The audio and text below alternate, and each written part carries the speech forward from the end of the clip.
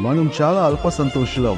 అది నా జీవితంలో జరిగితే నా కష్టాలన్నీ పోతాయి, ఇది ఒకటే నా జీవితంలో పోతే నా బాధలన్నీ పోతాయి, ఆ జాబ్ వస్తే నా పరిస్థితి వేరేగా ఉంటుంది, ఆ ప్రమోషన్ వస్తే నా పరిస్థితి ఇంకోలాగా ఉంటుంది, ఈ అప్పులన్నీ తిరిగితే నెమ్మదిగా ఉంటాను, పిల్లలు సెటిల్ అయితే ఇక హ్యాపీయే, ఆ రోజు జస్ట్ ఆ ఛాన్స్ మిస్ అయింది, లేకపోతే ఈ రోజు నేను ఇట్లా ఏడుస్తూ ఉండే కర్మ నాకెందుకు, ఆ డబ్బు వస్తే, ఈ జబ్బు పోతే, ఈ కారు మబ్బులు పోతే అని రకరకాల విషయాల గురించి మనం అప్పుడప్పుడు మన కష్టాల గురించి వాపోతూ ఉంటాం. బిలియనీర్ అయినా బీదవాడైనా ఇది వస్తే అది పోతే బాధలు పోతాయని అనుకోవడం సహజం. తుఫానుల నుంచి మనల్ని కాపాడుకోవచ్చు గాని తుఫానులు రాకుండా పోవు.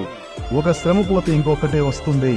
తుఫాన్ లాంటి శ్రమలు వస్తేనే పాపానికి దూరం అవుతాం, దేవునికి మనం దగ్గర అవుతాం.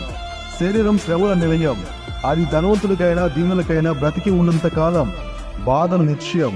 ప్రభువు ఉన్న పడవ కూడా తుఫానుకు గురైంది, కానీ ఆ ఎగిరే సముద్రాన్ని దేవుడు సైలెంట్ గా ఉండు అంటే మిక్కిలి నిమ్మలమైంది.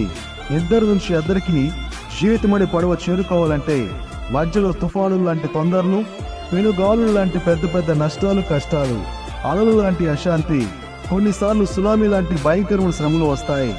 వాటిని తప్పించుకొని అద్దరికి చేరాలంటే సృష్టికర్త, పాప విముక్తి ప్రదాత మన జీవిత పడవ ఉండాల్సిందే. ఇద్దరనే భూమి మీద నుండి అద్దరనే ఆ నిత్యరాజ్యం వరకు మనం చేరే వరకు దేవునికి మనకి తోడైనగాక. ఆమేన్.